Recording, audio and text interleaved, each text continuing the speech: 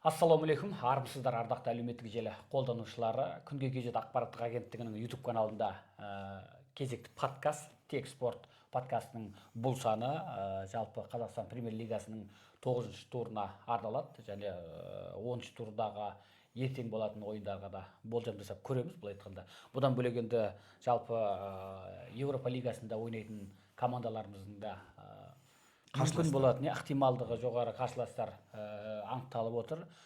Осы орайда біздің айтарым бүгінде әңгімеміз аз емес. Былай айтқанда, студия қонағы әрдайымғыдай Сейіт Амангелдіұлы, қош келдіңіз. Алейкум ассалам. Ең алғашқы мен үстіндегі жейдеңмен құттықтап қояйын кішкене. Кеше ғана футбол бас президенті Асхат Сейсен мырзамен кездесіп, осындай әдемі сыйлық алған құтты болсын. Ол кезде менде болуым керек еді. Денсаулыққа байланысты бүгін жазып отырмыз. Бүгін кішкене ойын туралы шолып кетейік. 9-шы туры кеше комментарияда оқыдық. Түркияның жолдамасы бойынша енді ең көп тапқаны екі нақты болжам болды. Үшеуін әлі ешкім тапқан жоқ. Тапқанша күтеміз. Енді былай ғой, 10-шы турға ойнатпай ақ қойық, өйткені 10-шы тур ертең ғой.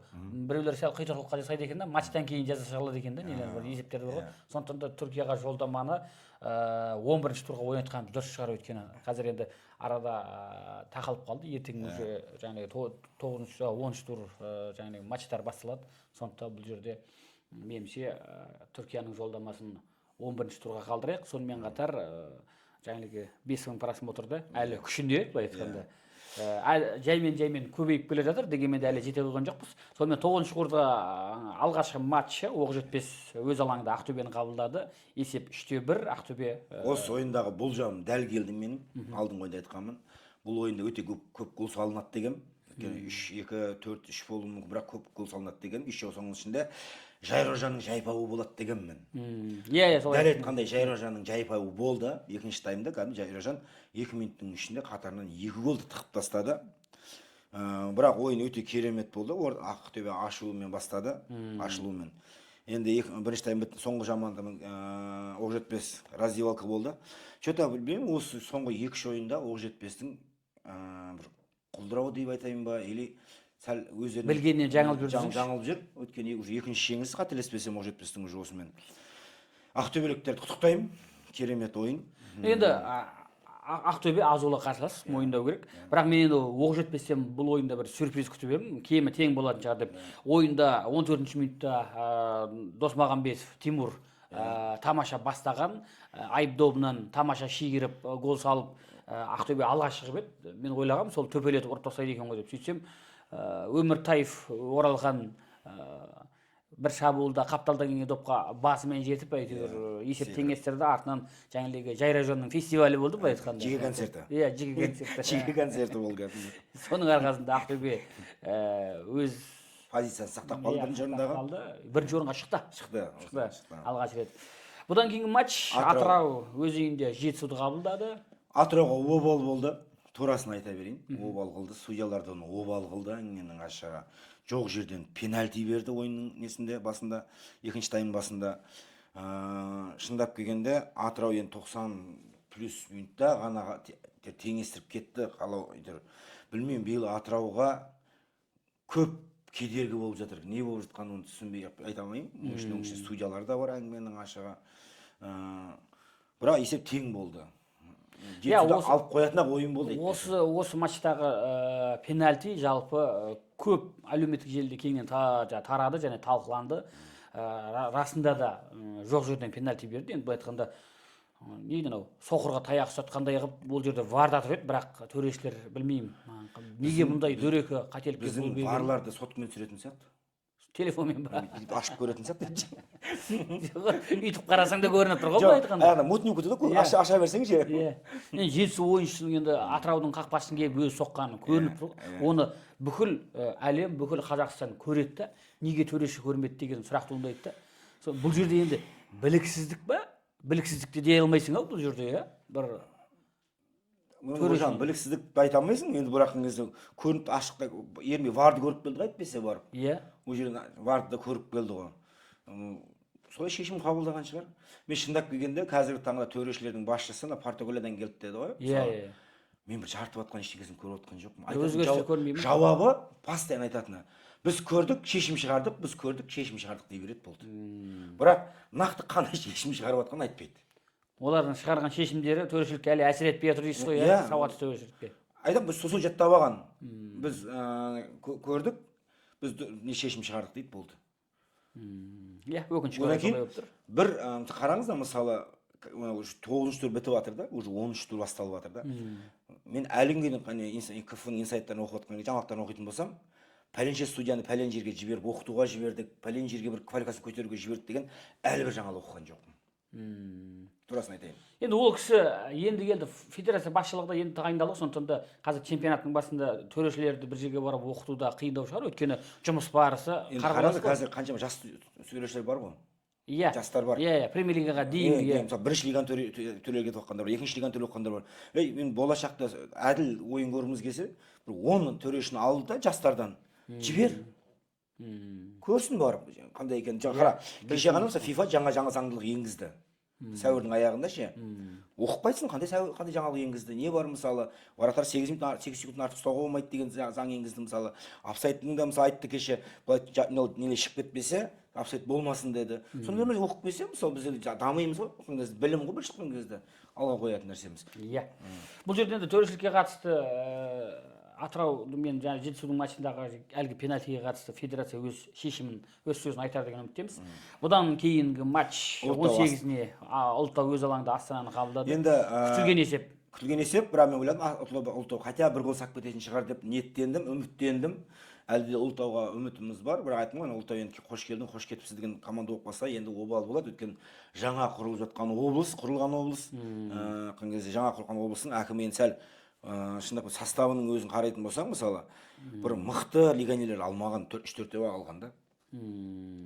Мысалы, может, екінші жарты жылдықты көрейік, күтейік. Өткен айтпесе, мына түрімізбен Ұлытаудан біз биыл легионермен қоштасамыз. Ал енді мынау Жеңіс Қызылжар. Астананың құрамына келсек, кешегі қаржылық проблемалар бар, легионерлер. Жоқ, айлықтарын алды, айлықтарын деді. Бәсе, айлықтарын алды деді. Стейк жеп алған шығар жастар. Бәсе, негіз құрамда шыққанда кәдімгідей.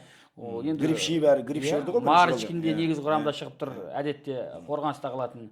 Мәселелер шешілді деді оның кеше. Мен оқыдым, мәселелер шешілді деді, ол айлықтарын алды. Деді, сол қуанышпен ұрды ғой енді не болса да. Келесі матч Жеңіс өз алаңда Қызылжарды қабылдады. Итжығыс 0-0. Лайықты есеп. Лайықты есеп. Бұл кезде Жеңісте де Қызылжарда да бір көп гол салатын шабуылшы жоқ. Екеуінде де былай аса 2 гол, 3 гол ұрып тұратын шабуылшы қазір составында жоқ, турасын айтар екен. Келесі матч Қайсар Қызылордада Тұранды қабылдады. Осы құттықтайын. Иә, құттықтау керек Қайсар фандарды. Енді бірақ асыра сілтеп 11 қазақ 10 легионерді жеңіп кетті деген ол асыра сөйлеу. Иә, осындай бір. Иә, құйтырқан әлеуметтік желілерде бір. Ол асыра сөйлеу. Популистік ұрандар болды. Иә. Ол жалған нацизм. Жалған патриотизм мен үшін ол.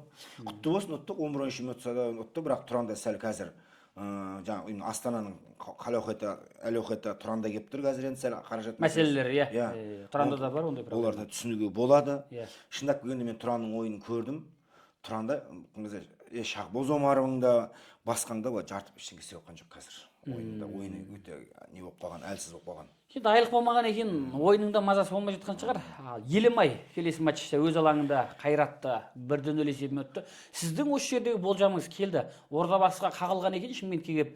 Сіз келесі матчта да Қайраттың бір нәрсе көрсетуі қиын болып қалады, ұтылып қалса таңғалмаймын деп едіңіз. Нақ сондай болды. Осы Қайрат енді сол психологиялық дағдарысқа келген жоқ па, біз қорқып жүрген тоқырауға келген жоқ па деген сұрақ болды. Ол психологиялық тоқырауда болуы мүмкін. Бір жағынан бір демалып алу деген нәрсе болады футболдың ортасында. Команданың өз бір 2 ойын беріп, 2-3 ойын жеңіліп, сәл игроктар демалдырып алып, сәл содан кейін шабуылға шығу. Мүмкін соған да дайындалып жатқан шығар. Мүмкін бірақ Елімайдан ұтылу, 1-0 тем ала-құла ойнап жатқан Елімайдан ұтылу Қайратқа енді сәл ыңғайсыздау. Енді болмайтын голды көрдіңіз бе? Енді қақпашы мен қорғаушының өзара қателігінен Свиридов сол мүмкіндікті сәтті пайдаланып кетті. Иә, енді ойын солай болды. Енді не істейміз Қайратқа енді мүмкін бәрінде мен баста айттым ғой, мен ең басында қатты шапқан аттан қорқам. Соның бір қайрат еді. Иә. Ол былтыр қайталап айтам, бұл ол ауру Ордабасыда да болған, оның алдында Ақтөбеде де болған ол оқиға. Басында 3-0, 4-0, 2-1, 3-1 қылып жеңіп келіп, аяғында уже 1-0-ге зар болып қалып, аяқ жағында қиналып қалған командалар болған мұндай бізде де. Ол соң несі ғой. Бір демалып алған шығар, болмаса енді шындап келгенде ойын несіне келетін болса, Қайраттың шабуылы өте көп болды. Енді бірақ Елімай өзінікін жасап кетті болды. Енді 9-шы турдағы болуы керек, орталық матч болмай қалды. Ол Тобыл өз алаңында Ордабасын қабылдау керек еді, бірақ форс-мажорлық жағдайлар, яғни Түркістаннан ұшуы керек. Тобыл федерациясы, Тобыл несін айтқым келеді. Ол түсіністікпен қараған дұрыс. Енді кейін андай не жасап. Кімнің басына келмейді дейсіз ғой? Апелляция беріп, ойбай, үйте салу керек еді. Ертесіне 9-на ертесіне 10 салатынне қой, 19-на деген әңгіменің барлығы ол бос әңгіме.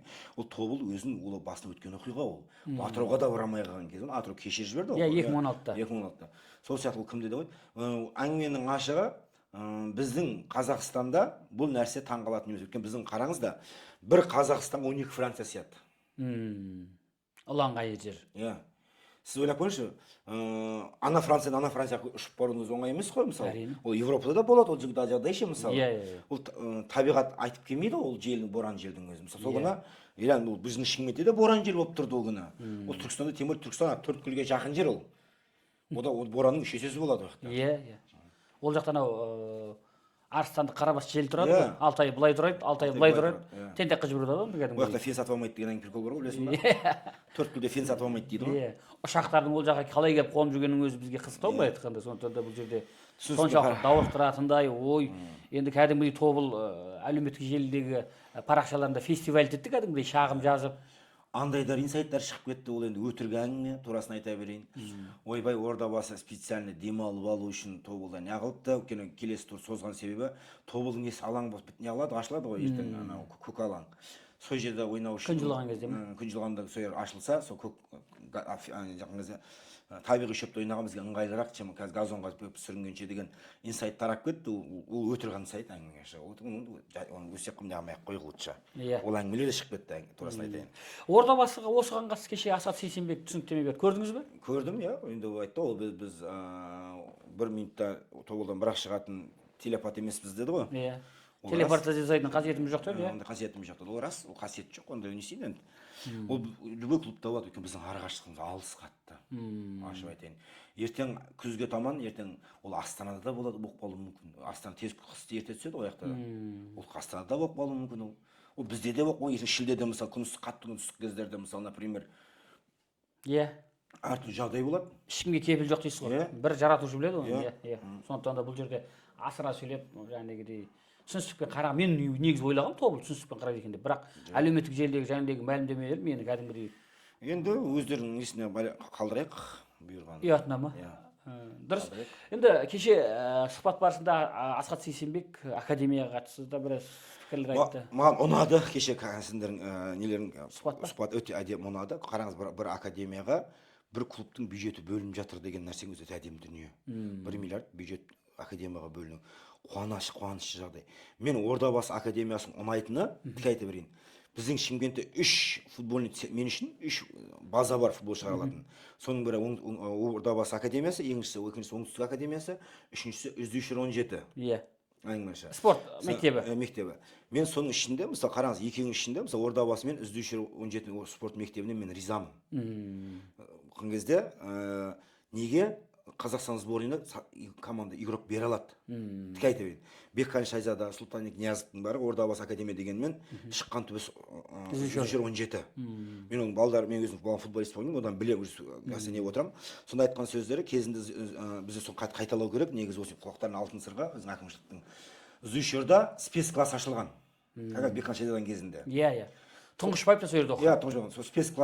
Сол спецкласстың арқасында бізден Қазақстанға үлкен бере алды. Мықты состав бере алды. Иә.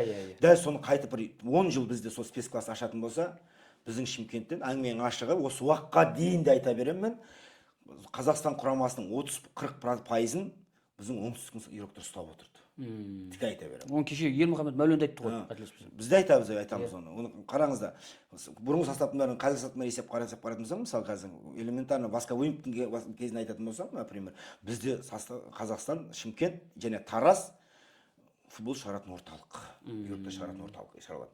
Менің жыным келетінім бір нәрсем бар, оңтүстік академия ренжімесін, әлі күнге дейін бір ойыншысын көрген жоқпыз орнында. Ондай академия бізге не үшін керек деген сұрақ туады маған.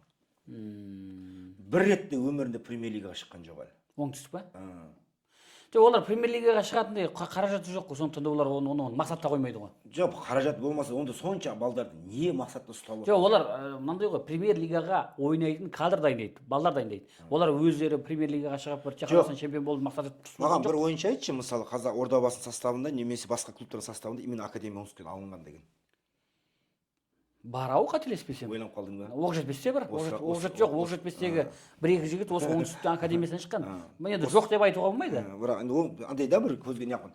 Не екенін саяқ, бірақ енді жаймен жай оңтүстік академиясынан ашылғанына, мысалы үшін спорт школыңыз жоқ, спорт школыңыздың ашылғанына қанша жыл? Олар баяғы 90 жылдардан келе жатыр ғой айтқанда. Сырдан бар ол. Вот. А енді оңтүстік академиясының ашылғанына 10 жыл болды. Қайраттың өзі әлі бір қиратып кадр беріп жатыр. Бұл менің ойым ғана, просто кейде қарап отырам ғой ше. Шымкенттен шыққан ойыншылар көрсе мақтанасың ғой, мысалы талай ойыншылар мысалы кезінде тұңғыш кімдерден бастап, мысалы Таңат Нөсербайың бар, кімнің бар, уақытаны қарап отыратын болсаң, Қайрат Әшербегің бар. Бәрі Ордабасының академиясы Зүшірдің балдары. Мысалы, енді просто мен айтқаным, оңтүстік академияда сол нәрсе бағытқа қарай сәл өзгерсе деген ойым менің бұл ғана. Енді яғни Зүшірға көбірек назар аударылса дейсіз ғой. Жоқ, Зүшірға көбірек мысалы ұсыну спецкасы күшейтсе лучше. Жарайды, теманы алып кетпейік, осы 13 турға қарай жалап ұлаққа өтіп кетсек қалай болады? Болады. Жоқ, 13 турға өтпестен бұрын кешегі жаңа айтып қалдық қой Ермұхамед Мәулен. Ермұхамед Мәуленнің кешегі Қайратпен болған Ордабасы арасындағы матчқа қатысты Шымкент қаласының әкімі футбол федерациясының президентіне қоңырау шалып, жаңағы төрешіліктің бұра тартып жатқанын айтып, қоқан-лоқ көрсетті деген сөзі. Енді Ермұхамед Мәулен федерацияның баспасөз хатшысы. Сондықтан да бұл сонда федерацияның көзқарасын білдіре ма деген сұрақ туындайды да. Енді бүйтіп қарап тұрсаңыз, егер сол ақпарат рас болған күнде де төрешілікке тек қана Шымкенттің емес, басқа да командалардың сұрағы болып тұр ғой қазір. Дұрыс па? Кешегі Атырау мен Жетісудың матчы соның айғағы емес па? Ол сұрақ уже Қазақстанның премьер лигасының ашылғалы жатқан сұрақ қой. Оның шешімі жоқ сұрақ ол. Оның шешімі қашан шешілетінін оның федерацияның өзі де біле ме екен деп сұрақ қоямын.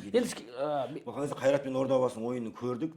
Менің шындап Қайраттың ойыншыларына ренжімесін, сол ойында отырған кезде тек айқайлап құлап жатқан Қайраттың ойыншылары. Андай тапсырма келген сияқты, сендер құлай берді, біз өзіміз бір нәрсе қылармыз деген сияқты. Енді бізде солай ойладық, алаңда отырып көріп. Дәл сол ойында сары қағазды тек Ордабасының ойыншылары алды. Сенбесеңіз ашып көріңіз, біз қазір көзіңіздің несін ашып көрсетемін. Именно Ордабасының именно Қайратпен кубогында міне. Кубок жолындағы матчын ашайын, міне қазір сіздердің көздеріңізше. Дәл сол ойында, мысалы Ордабасы мен Қайраттың ойынын ашатын болсаң, статистика бойынша міне. Ордабасының 3 ойыншысы қатарынан мысалы Нұралы алды, Мали алды, Абубакар алды да. И соңында ят болмасын деп граммикаға бір сары қыз бере көрсете салды. Бұл жерде әкім тұрмақ жанкүйерлердің де сұрағы көбейді. Бұл жерде расында да енді ол жерде ол ойында шу болмаған себебі жасыраты жоқ, Ордабасы ұтып кетті. Ұтпағанда бұл ойында кешегі Жетісу Атырау матчы секілді қырғын айқай болатын еді. Сондықтан да бұл жерде егер расында да қаланың әкімі қоңырау шалып жатса, ол құба құп, өйткені расында да бұл жерде төрешілікке біздің тарапымыздан сұрақтар көп. Ең басты біздің әкіміміздің футболға жаны ашитыны ғой. Қуантатын нәрсе. Тоқетері сол ғой. Қазақ футболы үшін Ғабит Сыздықов көп дүние жасап жатыр. Енді сол жасалған еңбекті бір төрешінің қателігі бұзып кеткені кез келген адам ішін аштатыр былай айтқанда. Ашуланасың ғой, қайқа барасың ашуланбаған. Әрине. Байқаған бір ашуланасың да қоясың деп баяғыда. Баяғыда бір әкесі баласын боқтап жатыр дейді да. Шешең деп боқтап жатыр екен, шешесі қамыр жайып отырып, осы әкеңе таңғалам айтады да қояды деген екен да. Істеп жатқан ештеңкесі жоқ деп. Бұл жерде сол шешенің орнында федерация болып тұрған бұл айтқанда. Айтады да қояды, отырып қояды, не істейміз. Иә. Айтады да қояды, отырып қояды, не істейміз. Бұл жерде федерация болып тұрған бұл айтқанда. Айтады да қояды, отырып қояды, не істейміз. Сол шешенің орнында федерация болып тұрған бұл айтқанда. Айтады да қояды, отырып қояды, не істейміз. Өкінішке орай, иә, әлі де Марат Талғатұлы төрешілікке енді уақыт керек шығар деп отырмын мен, Сәке. Бір жағынан енді төрешілерде дейді анау, жеп қалған ауыз жей береді ғой, басшылық қанша ауысқанмен. Сондықтан да бұл жерде енді ол нақақтан нақақ пікір, бірақ жұмысына қарап, расында да жеп қалған ауыз жей бере ма деп те ойлайсың да. Өйткені қараңыз, Сәке, бұған дейін де былтырғы кубок финалында да Ақтөбе мен Атыраудың не деген төрешіліктердің жаңағы жұмыстарына үлкен жанжал болды, аты шу болды, былай айтқанда. Анау Сигневич шығып балағаттап жүрген мысалы үшін. Сондықтан да бұл жерде төрешілер жалпы Марат Талғатұлы төбесінен департаменттің бастығын шетелден әкеліп ауыстырғанмен кез келген мәселенің онымен шешіліп кетпейтінін көрсетіп тұр да. Демек, бәлкім мен ойлаймын, бәлкім Саакашвили секілді бар ғой, төрешілікті мүлдем тарқатып тастап, анау Грузияда полицияларды тарап тастап жаңадан жинап еді ғой. Бәлкім солай жасау керек шығар, өйткені астында Марат Талғатұлының қатысы болмауы мүмкін де, бірақ астындағы жаңағы төрешілер білмеймін қай жерден бүлдіріп жатқан, әйтеуір бүлдіріп жатқан секілді. Бас төреші, португалдық бас төрешінің төрешілердің алдында абыройы жоқ сияқты болды. Солай көрінеді. Жұмысты әлі жүйелей алған жоқ дейсіз ғой. Хей деп тапқан несі жоқ сияқты. Екінші бар еді, жаңағы жас төрешілер болатын квалификация бізде Құдайға шүкір Алматыда бар ғой, төрешілерді оқытатын. Солардың бәрін алып, жаңағыдай опыт алмасу қылып, элементарно айтайыншы, мына Өзбекстанға барып келе салсыншы шейін. Қарашы, Өзбекстаннан әлемдік чемпионат төрешілікке төреші бар. Иә, төрешілер шықты. Равшан Ерматов. Равшан Ерматов та мысалы әлемдік нені тербеткен да. Ол значит, неғылған жақында біреуге барайын деп жатыр. Иә, өзбек судьялардың деңгейі. Біз енді оның несін ренжиміз оған енді. Мүмкін бізде де болып қалар, бірақ жаңағыдағы оқыту керек, апарып ерінбей бір 10 шақты баланы апарсын, оқытсын. Именно FIFA-ға бәрі FIFA-ның президенті келіп кетті ғой. Былтыр қызығы, Бәрменқұлов төрешілерге қомақты премия ұсынды, жаңағы пәтер, көлік, сондай бір қомақты сыйақыларды ұсынды да. Соның өзінде бір төреші үлкен Кушин, қателеспесем, бүкіл чемпионат бойы жаңағы шеттетілді ойындарда мысалы. Көрдіңіз ба? Яғни осы бір келеңсіздіктер тоқтар емес та. Әлі күнге шейін қара киімді төрешілер барлар араларында бар ғой. Түсінбейсің де, былай айтқанда, қара ниетті, қара киімді, былай айтқанда, образды жалпақ тілде, бейнелі тілде айтқанда да. Сондықтан да бұл жерде қазақ футболының аяғынан шалмаса бұндай күмәнді шешімдер біздің абыройымызды асқақтатпайтыны анық. Сондықтан да бұл жерде Марат Талғатұлы төрешілік мәселесін әлі де жіті бақылауға алу керек секілді. Олай болса біз келесі турға, 13 турға ертең басталатын матчтарға қысқаша шолу жасайық, болжам жасап көрейік. Қайрат өз үйінде Оқжетпес қабылдайды екен. Оқжетпес еркін ұтады. Оқжетпесті. Қайрат па? Қайрат еркін ұтады. Турасын айтайын. Есеп? Тем более өзінің полясында. Болжамыңыз бойынша есеп? 3-1 примерно или 2-0. Менің болжамымда есеп 2-1 болады секілді.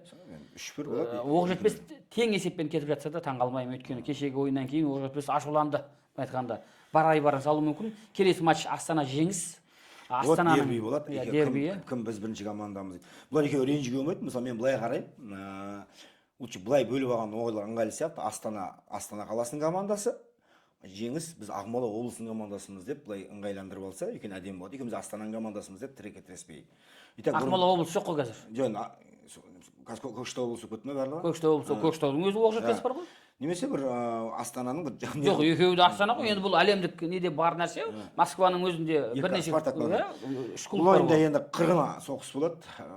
Доп көп салынады бұл ойында. Голдар фестивалі болады деп ойлап тұрсыз ба? Фестивалі болады. Өйткені екеуінде шабуылшылар мықты. Жеңісте мықты шабуылшы қаяқтан көріп жүрсіз?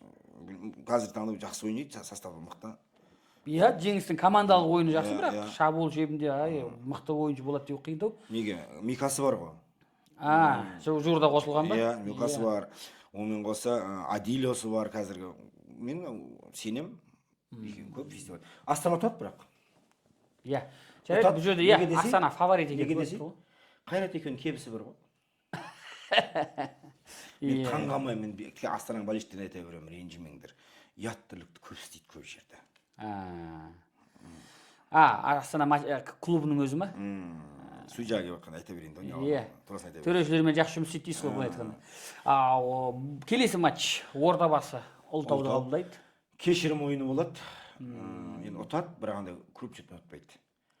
Ұлттау өтініш жасау мүмкін, бір 2-0, 3-0 қылып отырсаңдаршы өтініш деп ше. Мен енді биіктің қыздары сияқты емес шығар енді. Биіктің қыздары масқараға батыр Қазақстанда. Қай-қайдағын еске алады екенсіздер. Рас қой. Бірінші тайымның өзіне 9-0 болып па? Қоң қолсап тастағанда күлгім келіп жатты. Жетісу Ақтөбе, Победа Ақтөбе болады. Енді бұл жерде Победа Ақтөбе. Бұл ойында айтпақшы Самат Смахов Көкем келеді ғой. Премьер-лигаға қайта оралады. Енді ол сенге шешеді деп ойламаймын. Тем более уже таланып қалды, Жетісу 3-4 2 ойын қатарынан таланып қалды уже. Сіз анау әкесі жоқ баланы сабап жатыр деп әнеуін біраз енді пока әкесі жауап жасап бітемін дегенше Ақтөбе ұтып кетеді ғой. Ақтөбенің победасы мен көріп тұрмын. Мен жұтқысы айтайын да, көргендігін көріп тұр, аталарым айтып тұр дегендей. Ақтөбенің жеңісі, турасын айта берейін. Мен ойлап тұрмын, Ұлытаудыға кемі Ордабасы 4 гол сала ма деп. Енді айттым ғой, фестиваль жасағысы келсе жасайды. Ұлты өтініш жасаса, 1-2. Оның үстіне Эвертон ертең алаңға шығады ғой, жарақатынан. Өткен бұл мәселе кубокта да болды ғой. Кубокта да өтініш жасады ғой, өтініш қатты кет қалмаңдаршы деді ғой, 2-0 болды сонымен. Оқын кезде разминка. Өткені қараңыз да, Ордабасының Ұлытаумен ойында жатыр ғой қазір. Өткен Ордабасының келесі ойыны ауырлау ғой, өткен. Түсінесіз ба? Иә. Ордабасының келесі ойыны өзіне тіке айта берейін. Қызылжар. Қызылжар ма? Қызылжардың чужой полясына барады. Сол жерде сәл енді ойын қалпақпен қағып алатын ойын емес Қызылжар менің ойыным. Иә. Сондықтан да күшті экономикалық мүмкін дейсіз ғой былай айтқанда, иә. Енді просто мынандай нәрсе Ордабасы қалпақпен қағып аламыз деп шықса, онда қойын қиын болады. Иә. Мен жоға болмайды. Бұл Европада да болатын. Осы ойды кеше клуб басшылығы Асқат Сейсенбек айтты.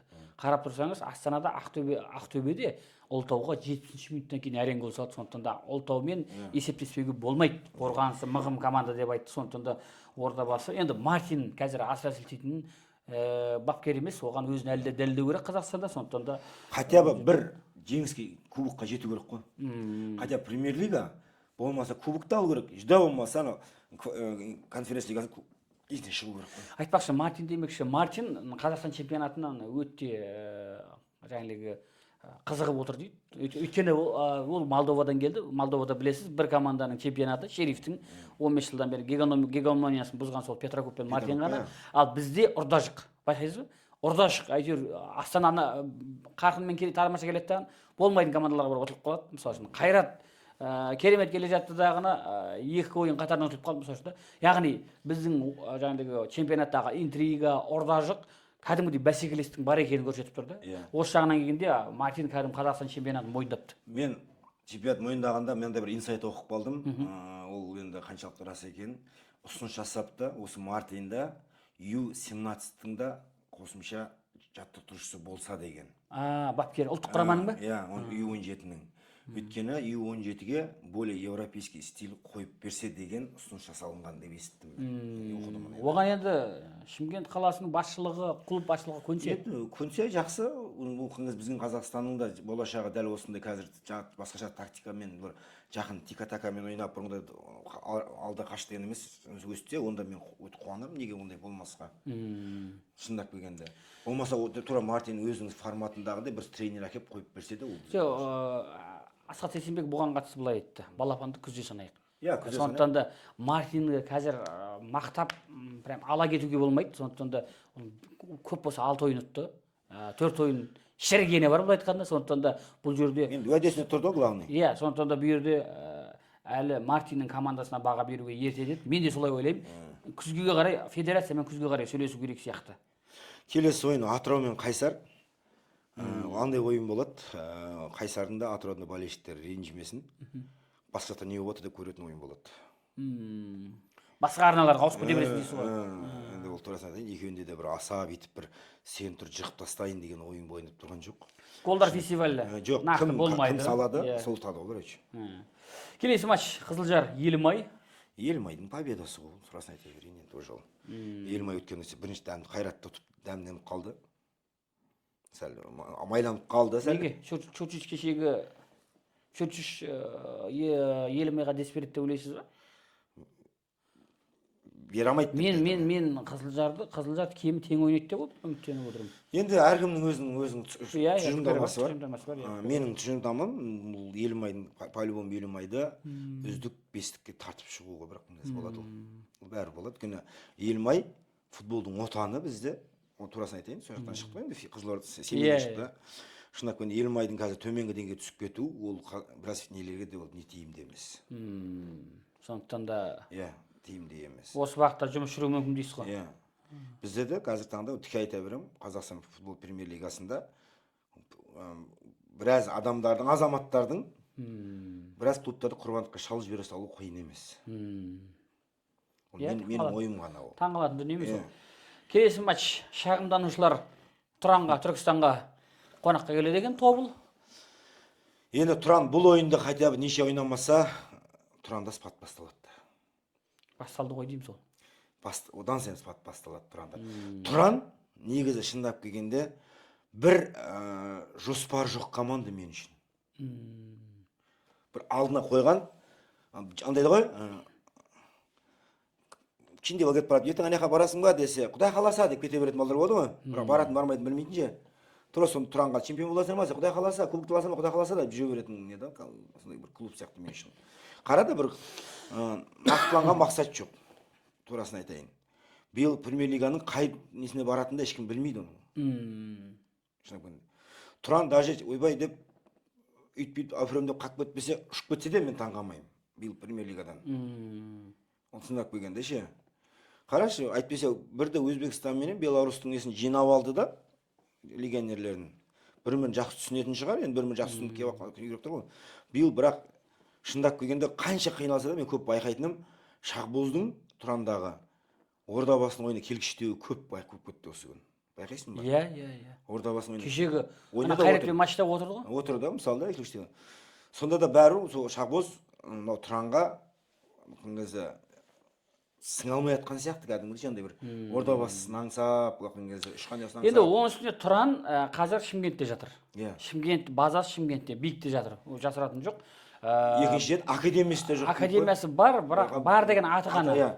Жетім қыздың күнін кешіп отыр. Тұранның академиясы мен айтайын да, мен өзім балам футболист болған екен білемін ғой.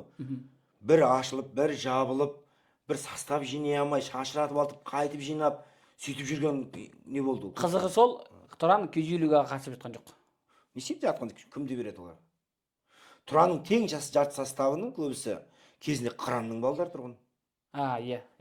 Айта беремін, Қыранның балдары тұрғын. Баққан кезде өз балаңды өзегінен тепсеңді кетпейді, өзге баласын байлап қойсын да тұрмайды дейді. Оны турасын айта берейін. Ол жас балдар, өз Қыранның несіне келген балдар қалай ол Тұранға ойнап кетеді деп ойлайсың, ойлашы? Ол өзгенің баласы ғой бәрібір. Өзгенің баласын қызықтыру үшін сен сәл көбірек май жағуың керексің ғой. Миллиондап стипендиясы тағайындау керексің. Баққан кезде әдемі қылып бір жағдай жасау керексің. Мен білемін, Тұранның балдары көбінде неде жатты ғой, 60 бойындағы Бекзат Саттархановтың олимпиадалық центрінде жатты ғой. Мен дайындығын көргенде таң қалғанмын. 2 баласы боксерский школада оқиды, 4 баласы неде оқиды, кейін ойын кезде жиналған не ала салады да, мысалы. Бойлай сала ма? Ол қалай болады ондай, қандай футболист жағынан мен түсінбедім. Содан Тұранға енді ренжімесін, Тобыл енді Ордабасыдан алмаған ашуын осы Тұраннан келіп алады ғой. Тобыл ма? Кубоктағы есеп 2-0 өтіп, бір жол қанша болады деп ойлайсыз? Кем 3-0 ма? Сондай барады. Егер не алмаса, Тұран өтініш жасамаса, біз ондай хутірліктер бар ғой, тіке айта берейікші. Иә. Билет қол саласаңдаршы қойыңдаршы дедім. Бұдан бөлек Евро маусымның біздің қазақстандық клубтардың ықтимал қарсыластары анықталды. Иә, көрдім. Көріп шықтыңыз ба? Шығыс Еуропа елдерінен көбісі. Енді Қайраттікінен бастайықшы. Қайраттың тең жартысы, қарсыластардың тең жартысы бұрынғы өзіміздің ескі жау атыспаққа жақсы дегендей. Люксембург сияқты өзіміздің ескі жаулар үйреніп қалған. Енді солардан өте алмаса, ұят болады. Өйткені бірақ қателеспесем Люксембург Астананы келіп тепкілеп кеткен жоқ па деп? Иә, қателеспесем. Астана емес. Тобылды, Астана аренада. Астанада таксистер келіп тепкілеп кетті ғой. Тепкілеп кеткен. Сол сияқты ертең Қайрат тек біреудің астына қалып кетпесе, солардың біреу түсіп қалмаса, Құдайдан тілейміз, жеңілдеу біреу түссе екен деген. Мен андай инсайтты білемін. Мысалы, УЕФА-ның бір андай көп клубтар бізге алыс Европадағы клубтардың көбісі өтініш жасады екен. Бізге Қазақстан түспесе екен, бізге өйткені барып келуіміз алыс, бізге қиын екен. 2-3 немен келеміз, пересадкамыз через Стамбул немесе через Франкфурт келеміз, біз қиналып қаламыз дейді екен да. Соның байланысы мен инсайт оқығанда, ләжі болса, Қазақстан клубтарына УЕФА ауыр қарсылас әдейі қойып қояды екен. Бірінші, екінші турда ұшып жіберіп, болды норма? Ол енді, біздің футбол сарапшыларының былай айтқанда мысал нелері ғана, болжамдары ғана, ол енді бірақ ол бір нақты бір информация емес, бірақ астыртын саясат сондай бар деген пікірлер айтылады. Екінші, мен Ордабасында несін көрдім, Ордабасының бір асырақ қорқатын несі жоқ. Міне, Латвия, Литва, Эстония, Финляндия, Беларусь, Албания, Черногория, Уэльстен бар екен, Батыс Еуропадан, Грузиядан бар екен, Македониядан бар екен. Енді Грузиядан Спайери деген команда, сосын Торпедо Грузия, міне, сондай. Енді бұл алып бара жатқан командалар емес. Ешкім жоқ, мен оқып шықтым дедім, аса қорқатын ешкім жоқ Ордабасыға. Құдай біледі, олар да біздің Ордабасы туралы осылай деп отқан шығар. Бірақ мен осы мәселеден қорқатын нәрсем бар. Былтыр да біз Ордабасы осыдан күйдік. Бірінші турда біз Лига чемпионатта Петрокупқа түсіп қалдық. Негізінде келгенде Петрокупты қалпақтай қағып алатын командадай. Аса бір жарты ойын көрсеткен де жоқ біздің Ордабасыға келіп. Бірақ қалай жолды беріп қойғанымыз түсініксіздеу, ұяттау болды. Енді бірақ соның нәтижесінде Петрокуп конференция лигасын топтық кезеңде ойнады. Петрокуп шықты да, соның арқасында Мартин бізде жүр дегендей болып тұрған. Ол Мартин бізге келмес пе еді. Бұдан бөлек ұлттық құраманың кеңейтілген тізімі қуантады. Тізімін оқып шықтым, қуантады. Біздің 5 бірдей кеңейтілген тізімге 5 бірдей ойыншының ілінгені бұл біздің Ордабасы үшін өте керемет жеңіс. Енді бірақ Астана мен Қайрат сияқты клубтарға бір-екі ойыншының беруі ол үлкен сын біз үшін. Астанадан 3 ойыншы келген, қателеспесем, ол Астананың қақпашысы. Одан кейін Астанадан сол кім, Быстров пен кім ғана? Чистаков пен Быстров пен Сейсен. Жоқ, Сейсен, Быстров, сосын кім үшінші? Шабуылшы қорғаушы. Кім? Ян Вараговский. Ян Вараговский, иә. Ашып қоя берейінші, мысалы, қара, Астанадан Сейсен, Быстров, Ян Вараговский. Астанадан шабуыл шегінен бірде ойыншы жоқ, орталықта ешкім жоқ. Қайратта да тура сондай, Қайраттың да берілгені Зарускийді берген шабуылшыдан, қорғаушыдан Қайраттан ешкім жоқ. Зарусский Қайрат академиясының түлегі емес. Тапалов, қателеспесем, қорғаушылардан Дастан Сатпаевты берген. Тапаловты берген. Тапалов та жоқ даже. Тапалов жоқ па? Ешкім Тапаловты көрді. Болу керек. Кеңейтілген тізімде Тапалов жоқ па? Мұны ашып көре берсеңіздер болады. Дастан Сатпаев қана бар, и жаңа кім ғана бар? Зарусский ғана ма? Тоғыра ойған кәдімгідей. Тек қана лигалермен ойнап жүрген көрдіңіз бе? Лигалерге Тапалов бар екен, еркін Тапалов бар.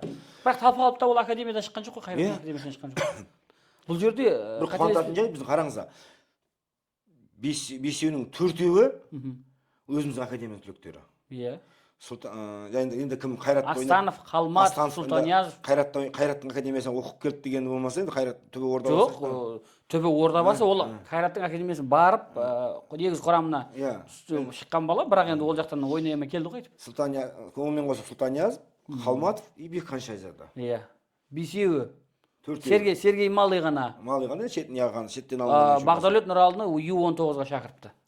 Оны оқыдым, Нұралына алдыңғы жақында бір 2 ай болған ойында Нұралы өте әдемі ойын көрсетті жастардың арасында деді. Ол біздің Ордабасы не алмай тұрып та қуанамыз ғой жастардың шығып жатқан. Сондай-ақ оқ жетпестің жастары осы құрамда. Биыл Ордабасы менен ең көп ойыншы берген, шындап келгенде бізде қараңыз, мен қандай мақтанатын дүние Ордабасыдан қараңыз. Бекхан Шайзада мына жерден Сұлтанбек Астанов, Ұлар Жақсыбаев бар еще, Сергей Малый бар. Сіз 5 ойыншы емес, даже 6 ойыншы. 6 ойыншы. Мұратжан Қалматов бар. Қуанатындай жағдай ғой әңгіменің аша. Оқ жетпес көп берді, Тобыл көп берген бұл жолда. Тобылда да көп берді, 4-5 ойыншы. Енді қараңыз, жастар Тобылда Чесноков, Асранқұловтар енді, белді. Оқ жетпестен қар, кеше Дамир Марат мысалы қандай.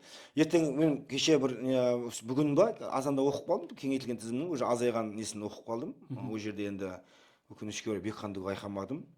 Сол Заруцкий, Покатилов, Есесенді. Нақтыланған тізім ба? Иә. Бұл официально ресми түрде шыққан жоқ қой ол. Ресми түрде мен бір неден оқып қалдым да осындай. Пабликтер енді болжаммен жаза береді. Егер ресми шыққан болса, мына осы федерацияның парақшасына шығады. Демек сіз оқыған ақпарат ол жалған, қателеспесем. Ол енді болжам ғой. Соның ішінде әйтеуір кейбір пабликтер біз сияқты сарапшылар отырып алып болжам жасайды. Мыналар қалады деп. Бұйырған. Оған енді аса бір қарай бердің қажеті жоқ, ол ресми емес. Сондықтан да бұл жерде неде болса, бұл жерде қай өңірдің қай бағытта жұмыс істеп жатқаны, қай клубтың қай бағытта жұмыс істеп жатқаны, яғни кімдердің дұрыс бағытта келе жатқаны бұл аңғартатын секілді осы тізім бар ғой, былай айтқанда. Енді Құда қаласа уже маусым айында уже бірінші ойынымыз ғой Македонияда. Иә, 9 маусым. Сонда кімнің сөзі ұнады? Әлиевтің әдемі айтты. Біз Македонияны білеміз, зерттеп те жатырмыз. Әлиев сөзбен әдемі сөйлейтін бапкер екенін енді бұрын көргенбіз, бірақ енді ойыннан кейін Әлиев туралы пікірді ойыннан кейін айтайық. Турасқа Сейсен айтқан айтады, балапанды күзде санайды деп. Иә, балапанды күзде санайды. Бірақ мен енді ондай не болмай-ақ қояйын, ондай алып ұшып, эмоцияға салынып ойбай деп. Енді әлем чемпионатына біз 3-ші орында тұрсақ та, группамызда біз үлкен жетістік сияқты соның өзі. Біз әлі әлем чемпионатына шығып кететіндей, алдымызда Уэльсті, кімді баса көктеп кетеді деп менде білмеймін, сонда бір сенім жоқ. Топта неше команда бар? 5 ме? 5 ғой. Онда. Енді қарашы, кімді таламыз ғой? Люксембургті таламыз ғой? Люксембург емес бірінші. Оны таламыз ғой, оған қорқатын ештеңе жоқ оны. Жоқ, онда 3 жоқ. Онда алғашқы бірінші орын алған адам команда жолдама, тікелей жолдамалар. Екінші қосымша ойындарға қатысады. Иә, әлі несіне болады. Сондықтан да айтып отқаным, біз 3-тікке ілініп жатсақ, онда қуанам. Қуанатын орын емес, дегенмен де шындық сол шығар бәлкім. Көреміз, бірақ енді пойыздың алдынан шығып жүгірмей-ақ қояйық. Дұрыс қой, сондықтан бұл жайлы әлде ой айтудың өзі қиындау секілді, болжам айтудың өзі. Матчтар енді басталды. Қазақстандық ойыншылардың формасын жинап, бұл айтқанда коллегиясына келген енді, сондықтан да бәлкім ұлттық құрама енді ойынын жандандырар. Бүгінгі осы, құрметті әлеуметтік желідегі достар, келесі кездескенше аман сау болыңыздар. Сау болыңыздар.